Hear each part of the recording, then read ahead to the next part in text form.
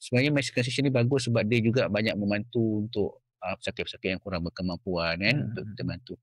Cumanya nasihat saya untuk doktor atau pengamal-pengamal yang melakukan prosedur khatan semasa mass circumcision ni, tolonglah periksa pesakit tu dulu sebelum buat dan pastikan tahu limitasi masing-masing. Saya sendiri walaupun saya dah pakar bedah, saya pun tahu limitasi saya.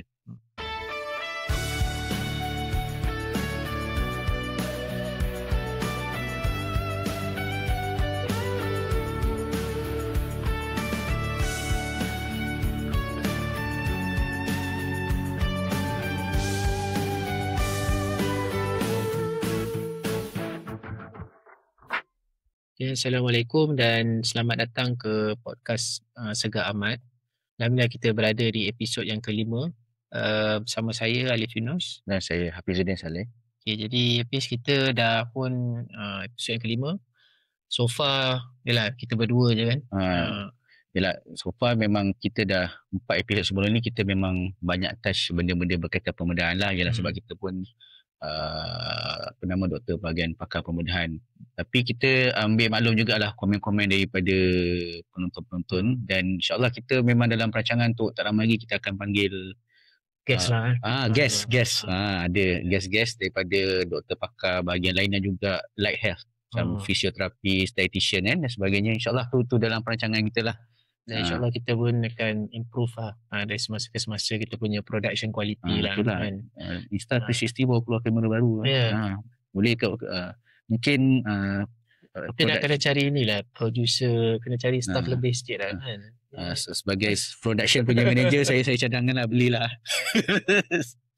Okay, kalau kita reflect, mungkin ada setengah komen. Ada yang PM berkenaan dengan episod yang lepas. Ada yang tanya berkenaan dengan sebab kita ada sentuh diabetik, kita sentuh penyakit pembedahan berkaitan dengan diabetik, iaitu apa yang panggil critical limb ischemia. Itu kekurangan darah yang lalu ke kaki disebabkan penyempitan salur darah pada kaki, menyebabkan ada ulcer ataupun gangrene. So ada yang nak tanya, ada yang mungkin suruh kita komen sikit berkenaan dengan limb care, penjagaan kaki lah.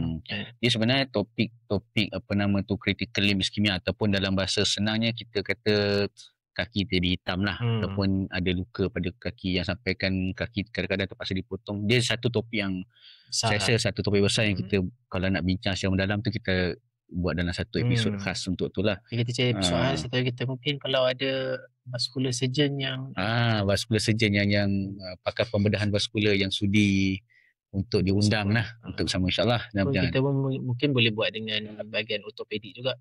Betul. Penting bulk of volume of case ada dalam ortopedik juga, doktor tulang yang banyak juga manage kaki yang bermasalah lah. Cuma ialah dari segi armnya, penjagaan kaki ni bukan saja dari segi luka tapi kena menyeluruh lah. Maksud dia dari segi kita faham yang kebanyakan pesakit yang ada masalah gangrene ni, masalah kudis kat kaki yang menyebabkan ischemia ni, dia juga mempunyai diabetes, juga mempunyai kolesterol. Dia bukan setakat dressing pada luka sajalah kan. Dia ada banyak benda lagi dan so kena pastikan yang gula dikawal kan. Ada kolesterol dikawal dari segi makanan dan sebagainya lah. Alang-alang dah sentuh tu saya cuma nak nasihatkan lah pada kita semualah. Antara penyebab kadang-kadang pesakit terpaksa dipotong kakinya sebab dia datang dalam tempoh yang lambat. Untuk pesakit-pesakit secara umumnya, pesakit yang ada diabetes atau yang hisap rokok ataupun yang ada masalah kolesterol, kalau ada luka yang perasan lambat sembuh, dalam seminggu tak sembuh atau luka tu dah start bernanah, saya sarankan cepat-cepat jumpa doktor. Kadang dengan rawatan awal insyaAllah boleh selamatkan kaki tu daripada terpaksa dipotong. Kadang bila dah lewat tu yang tak boleh buat apa, kadang-kadang terpaksa potong kaki.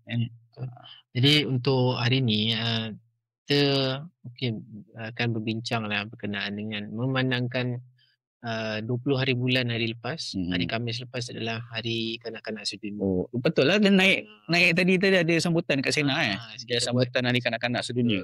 Kanak-kanak sedunia pada hari ni lah yang kita sambut di hospital Sena ni. Jadi satu perkara yang mungkin dekat dengan kita sebagai bahagian pakar bedah ni adalah berkenaan circumcision. Itu Berkhatan. Kan cuti sekolah pun nak dekat kan. Bulan 12 ni. 3 minggu cuti. 3 minggu. 3 minggu Ini cuti. lebih pendek daripada yang sebelum ni.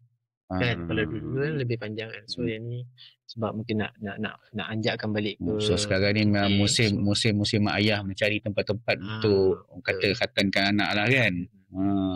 Anak apa orang anak lelaki? Dua. Semua dah sunat. Semua dah sunat. Kan? Saya pun dah sunat. Siapa yang sunat kan? Saya buat dekat satu klinik swasta dekat Melaka lah. Hafiz. Saya. Anak. Saya dulu sunat atas meja makan je. Meja makan je. MA datang sunat kat rumah tu. Saya ingat lagi. Tu zaman dulu lah. Dekat rumah lah. Dekat rumah. Nostalgia dia tu. Nostalgia tu masih terasa sampai sekarang lah. Tapi anak-anak saya kan waktu pergi kat satu klinik swasta, klinik Al-Azim waktu tu kat Melaka lah. Alhamdulillah lah. Berjalan lancar lah. Ada anak lelaki? 2 orang juga. Dah sunat semua. Seorang dah sunat. Saya sunatkan kat rumah. Sunat sendiri? Masya Allah, saya tak berani lah. Kalau anak sendiri, saya tak berani lah. Saya tak berani. Tak tahu. Itu kita bicara ni. Tapi saya sendiri tak berani lah. Saya sendiri tak berani lah. Bukan tak berani sebab apa? Sebab, yelah, setiap orang ada threshold berbeza. Okay. Tapi sebenarnya sunat ni apa selain daripada sebab ibadah lah kan, apa keperluan dia daripada sudut perubatan yang kita kena buat khatan ni sebenarnya? Actually kalau berkhatan ni kita akan kita akan remove atau buang bahagian prepuce di depan kulit. Ada model tak? Di hadapan. Model tak ada. Tu model tu tak ada. Tak ada prepuce pula. Model tu dah sunat. Kulup. Orang panggil kulup. Kulit kat depan sebab bila kita boleh tarik kulit tu dan kita akan nampak glands. So kalau kulit lebih di depan ni dia akan menyebabkan pengumpulan yang panggil smegma lah. Smegma ni yang daki kotor yang ada dekat di bawah kulup tu lah. So kita nak buang dan nak memastikan yang kita punya gland tu ada kita nampak kat depan lah. Dan kita akan bila kita buang tu kita jahit. So ini lebih kepada penjagaan kebersihan supaya ia lebih natural lah. Dan sebab kalau tidak circumcise perlu untuk nak kena cuci, kena selalu cuci, kena selalu retract tu sudah tarik kulit dan cuci lah. Dan yalah dari segi ibadahnya benda tu satu benda yang sangat-sangat dituntut lah. Sunat muakkad. Hampir-hampir kepada wajib juga kan. Saya tak pastilah dari segi hukum. Mungkin saya takut kalau kita cerita mungkin betul. Tapi selain daripada sudut kebersihan tu juga, dia juga dapat mencegah beberapa masalah pembedahan juga sebenarnya sunat ni. Contoh orang kata paraphimosis. Paraphimosis ataupun phimosis lah. Paraphimosis ni kadang-kadang kulup tu dia bila tarik tu dia tak boleh naik. Bila tak naik balik tu dia menyebabkan dia cekik pada glans tu, menyebabkan glans tu boleh hitam dah atau biru lah. Tu satu keadaan kecemasan lah kalau berlaku pada sesiapa di rumah, kena bawa cepat-cepat lah ke hospital lah. Kita tengok kaedah berkhatan kan. Apa beza khatan dulu, zaman dulu tradisional dengan khatan moden? Saya kat meja makan tu lah. Tapi saya ni bukan nak kata completely traditional, dia macam hybrid lah kan. Tapi apa yang seiring dengan kemajuan perubatan, kita dapat lihat perubahan-perubahan daripada cara berkhatan tu. Kalau nak katakan berkhatan tradisional dengan moden ni, nombor satu yang kita paling orang kata hargai ialah kita bagi ubatan sakit lah. Kita di-inject ubatan sakit lah. Biasa nak inject tu je sakit, lepas dah inject tu dia kebas dah. Itu nombor satu. Nombor dua daripada sudut kebersihan semasa pembedahan tu. Sebab kita kalau khatan tu dibuat di fasiliti-fasiliti fasiliti-fasiliti Kementerian Kesihatan ataupun swasta lah, kita akan buat dalam keadaan yang bersih. Kita akan pakai solution klorosidin ataupun povidon yang bersih lah untuk kita tu. Jadi orang kata risiko untuk dapat jangkitan kuman selepas pembedahan khatan tu kurang lah. Itu nombor dua. Nombor tiga, daripada sudut pembedahan tu juga secara moden tu lebih kurang pendarahan. Itu yang kita panggil sunat menggunakan laser. Sebenarnya dia misnomer sebenarnya. Budak-budak sunat laser kan panggil kan. This misnomer. Sebenarnya bukan menggunakan laser yang seperti laser yang tuan-tuan kita tengok dekat dalam Star Wars lah kan. Dia sebenarnya kita gunakan alat elektrik yang menukarkan tenaga elektrik tu pada haba. Jadi haba tu digunakan untuk stop pendarahan tu lah. Okay. Ada, yalah, nama sebenarnya dia cautery lah kan. Cautery. Jadi ada dua kegunaan, dan benda ni pun jadi perdebatan juga, sebab ada yang just gunakan dia untuk nak stopkan pendarahan. Ada juga guna untuk nak potong. Sebab bila potong guna cautery ni, actually kalau ikutkan ni, risk untuk nak berdarah tu dia kurang sikit berbanding dengan kalau kita guna gunting kan. Cumanya still ada risk bila kita guna cautery tu. Bila kita akan membakar tisu, yang tisu tu mati, dia akan ada risk untuk dapat kita kuman juga bila dia masa beberapa hari ataupun masa itulah. Tu ada risk lah kat situ. So ada yang try to avoid ataupun elakkan nak gunakan laser ni atau cautery ni sebab ada risiko untuk kalau dah cakap pasal cautery ni kan, Alip dalam pengalaman Alip lah, berapa banyak teknik sunat yang Alip pernah buat lah pada pesakit lah? Saya just 2 tapi maksud dia dari segi teknik ada banyak sebenarnya kan. Dia ada teknik secara guna apa yang kita belajar, guna orang kata gunting dengan laser atau cautery tu, ataupun gunakan clamp ataupun stapler. Okay, so clamp dengan stapler ni saya tak guna. So cara konvensional yang biasa kita buat lah. So sebab kita dah biasa dengan cara tu, dan kita rasa benda tu in term of outcome dia lebih selamat, lebih bagus. Jadi kita stick dengan cara itu. So cuma teknik pembedahan tu dia ada 2 cara lah, sama ada dosa slip ataupun guillotine lah.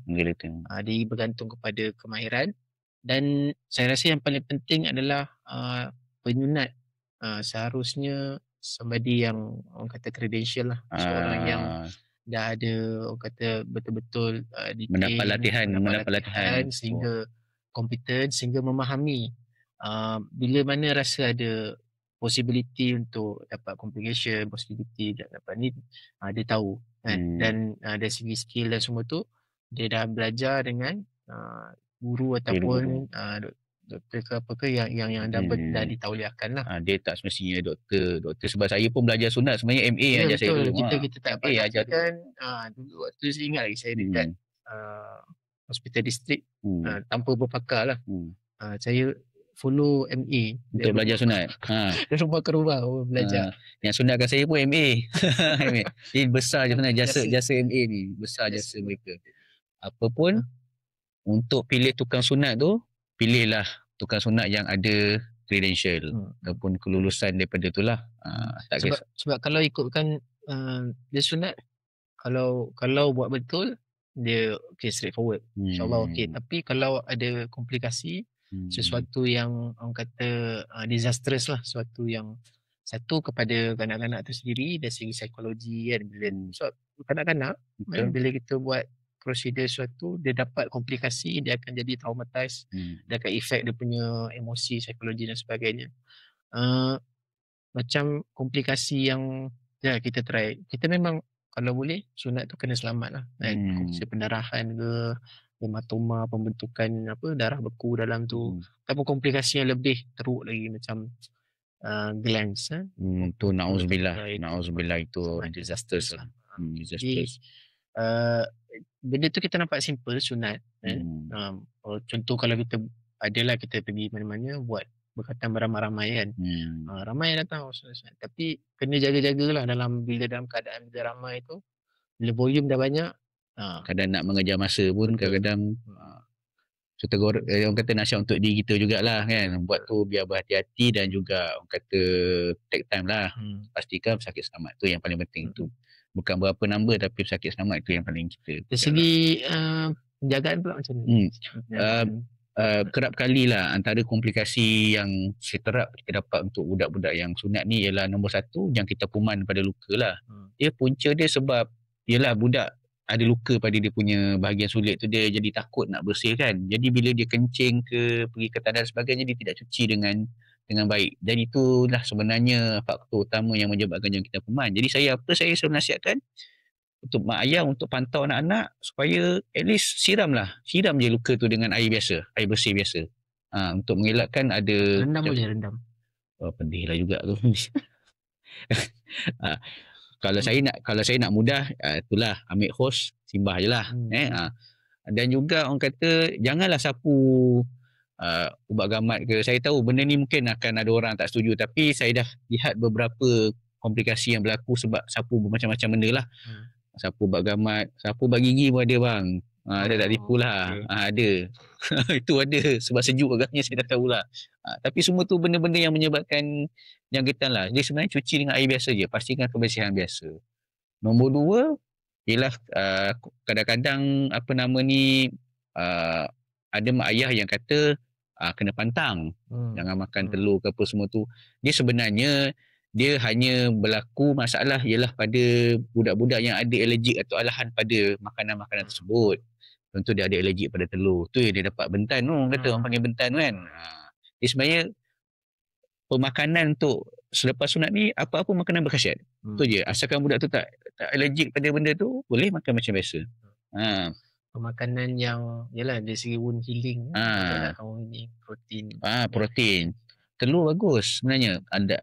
Asalkan dia tak alergik lah. Ya, kadang bentan tu sebenarnya kita kuman sebab kadang lokal punya dari segi dressing tu bukan dressing lah, maksudnya penjagaan luka yang tak bersih semua, dia menyebabkan jangkitan kuman tu yang dia jadi orang kata bentan tu lah kan.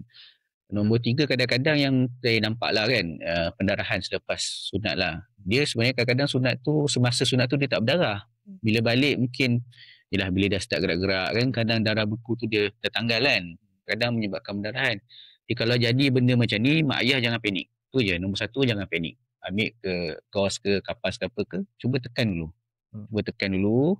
Kalau masih tak berhenti, bawa cepat-cepat ke hospital. Jangan tunggu sampai dah basah kain baru nak bawa hospital. Kadang-kadang benda ni berlaku, pendarahan tu.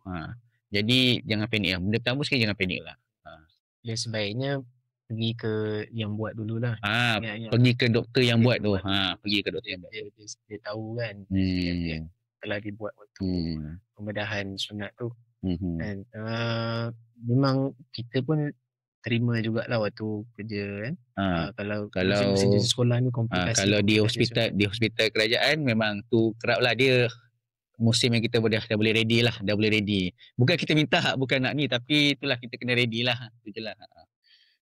Tapi kalau ikutkan bila ada isu dari segi sunat kan kepada certain orang kata budak ni, adakah semua, contoh saya bagi isu orang autism, budak autism, macam mana obstacle kalau budak autism untuk nak sunat? Dia itulah, memang kita tahu sunat khatan ni ialah satu benda yang sangat dituntut dalam agama kan, atas sebab-sebab yang kita dah bincangkan tadilah. Tetapi ada beberapa section ataupun beberapa persen sakit yang kita rasa sunat tu perlu dibuat dalam keadaan yang lebih terkawal. Contoh yang Alif cakap lah tadi, autism. Bagi kita tahu kadang-kadang budak autism ni kadang-kadang sukar untuk ditenangkan atau dikawal semasa pembedahan khatan tu. Jadi kalau dah sampai bergerak-gerak sampai 4-5 orang kena pegang kan, ada risiko semasa pembedahan tu boleh terpotong atau tercedera benda-benda tak sepatutnya. Jadi untuk mak ayah yang ada anak-anak yang ada autism, yang rasanya autism yang susah nak orang kata untuk dikawal lah, dan budak tu pun takut. Kita faham lah budak takut kan, budak yang tak autism pun takut kan, kita pun takut kan, orang dewasa pun takut, apatah lagi budak-budak. Jadi saya sarankan budak-budak macam ni, kalau mak ayah berhasrat untuk sunat, untuk khatan, saya nasihatkan buat dalam keadaan terkawal, kita buat pakai bius penuh. Boleh refer ke doktor bahagian pembedahan di mana-mana hospital kerajaan lah. Nombor 1. Nombor 2, mak ayah pun kadang-kadang boleh perasan anak-anak yang ada orang kata di mana dalam bahasa perubatan orang panggil hypospadias. So ni maksudnya kes-kes yang terpencil lah. Terpencil kita try elakkan buat secara maksud dekat klinik ataupun kes-kes yang perlukan kepakaran yang lebih lebih berpengalaman. Contoh pakar bedah kanak-kanak. Pakar bedah kanak-kanak. Dan contoh yang saya cakap tadi, hypospadias tu ialah di mana satu kondisi lubang kencing budak tu tidak berada di hujung dia punya penis tu lah. Dia berada di lokasi yang abnormal di bawah sikit. Budak-budak yang macam ni dia perlu pembedahan. Kalau untuk sunat perlu dilakukan oleh pakar bedah kanak-kanak. Sebab dia ada teknik yang lebih orang kata kompleks lah. Tapi kalau mak ayah perasan anak-anak yang badan agak besar lah, agak semangat ni, dia punya penis tu kita panggil birit penis ataupun penis dia tu tenggelam. Yang ni pun saya nasihatkan tak sesuai untuk kita buat dekat klinik-klinik swasta ataupun di mana dia kata mass circumcision lah. Di mana orang kata kita buat sunaton. Saya tak nasihatkan lah. Sebab takut berlaku komplikasi-komplikasi yang tak diingini lah. Yalah, dari segi struktur yang tak normal. Apa-apa yang nampak tak normal tu kalau boleh jangan bawa kat tempat-tempat. Mungkin boleh rujuk doktor dulu. Tak doktor. Yalah, ini pun kira nasihat bukan saja untuk ibu bapa tapi juga untuk pengamal perubatan. Betul-betul. Yang nak menjalankan proses circumcision ni kena tengok lah. Kita kena tahu limitasi. Kita kena tahu, yang penting tahu limitasi. Limitasi tu sangat penting lah supaya kita tak buat sesuatu yang complication lah. Sebab ada juga kes yang kita terima yang dia buat circumcision dah lama waktu dia kecil. Tapi bila dia dah besar baru dia perasan it is a complicated one. So dia dah besar tu terpaksa membuat pembedahan lain untuk repair balik apa yang rosak. So tu kita tak nak tu. Dia menjadi satu kata beban kepada diri masa akan datang lah. Dan jadi pun boleh jadi satu orang kata legal issue jugalah. Dan ada apa-apa lagi berkenaan dengan circumcision? Tak ada, tapi seperti saya cakap, satu lagi sebelum saya terlupa, saya nasihatkan kalau anak yang ada orang yang sunat budak baby kan, baby tak ada masalah, tapi kadang-kadang bila budak tu dah makin membesar, kadang-kadang bila kita nak sunat tu pun kena tengok juga umur kan. Jangan yang budak yang kata, kadang-kadang saya tengok budak yang datang bawa kat saya tu kadang terlalu kecil, mungkin umur 4 tahun 5 tahun, yang mana emosi dia pun belum, emosi dia tak stabil. Kata emosi dia pun tak stabil, takut menyebabkan trauma. Jadi pastikan anak-anak yang nak dibawa untuk berkhatan tu dah bersedia daripada sudut mental lah. What's your take on mass circumcision? I'm okay. Surau, masjid. I'm okay sebab saya sendiri pun kadang dipanggil untuk mass circumcision ni sebab yalah kadang sebenarnya mass circumcision ni bagus sebab dia juga banyak membantu untuk pesakit-pesakit yang kurang berkemampuan kan, untuk kita bantu. Cumanya nasihat saya untuk doktor atau pengamal-pengamal yang melakukan prosedur khatan semasa mass circumcision ni, tolonglah periksa pesakit tu dulu sebelum buat dan pastikan tahu limitasi masing-masing. Saya sendiri walaupun saya dah pakar bedah, saya pun tahu limitasi saya. Budak yang macam ni saya tak, ni jangan buat sekali ni. So jangan hentam semualah. Jadi kita pun ada guideline Malaysia ada guideline. Malaysia ada guideline. Dan saya silap diorang ada retreat ataupun perbincangan dekat I think last year kot, dekat this year dekat Port Dickson pasal khatan antara pakar-pakar bedah kanak-kanak dengan pakar bedah ataupun doktor yang terlibat lah dengan, dan orang ada lah apa kriteria yang perlu dibuat dari segi training proses, dari segi pemberitahuan. Sebab kalau buat mass circumcision sebenarnya kena bagi tahu dekat I think dia ada bagi Google link untuk siapa penganjur lah. Jadi maksudnya untuk kita bersedia untuk sebarang kemungkinan lah bukan dia kata tak bagus tapi itulah kata kadang-kadang bila dah terlalu ramai, kadang-kadang yalah campur berbagai-bagai faktor lah. Faktor pesakit tu sendiri kadang-kadang tak memberi kerjasama sangat kan. Orang yang tukang petuk modin tu kadang-kadang penat dalam keadaan yang pikuk-pikuk tu kan. Boleh tapi kena berhati-hati tu saja. Tu saya nasihatkan. Sebab dia macam asimilasi dengan dari perubatan dengan benda yang tradition kan? Tradisi untuk senang beramai-ramai kan. Beramai-ramai sebab dia adalah satu orang kata community program. Dia dah jadi macam budaya lah kan. Ada siap mandi, bomba apa semua kan. Very eventful untuk that community anjurkan lah. So kita pun suka datang. Kita pun suka excited kan. Sebab ada juga yang kata aku nak buat mass circumcision it's something yang sepatutnya di-ban lah sebagainya. Saya tak ada ke arah ekstrim macam tu saya lah. tak rasa ni lah, saya tak tahu apa perbincangan dekat meeting tu lah. Tapi saya pada pandangan peribadi saya lah, dia tidaklah sepatutnya dia orang kata ban terus lah. Masih ada lagi dia kata fungsi dia. Kan. Cuma saya setuju memang guideline ni saya rasa datang pada masa yang tepat lah. Masa yang tepat untuk orang kata membantu petugas-petugas kesihatan ni untuk tahu menganjurkan memastikan patient yang lebih teratur dan lebih selamat. Jadi kepada ibu bapa yang nak plan, mungkin boleh plan dah sekarang, dan kadang tak plan pun ada banyak yang offer betul klinik-klinik kan.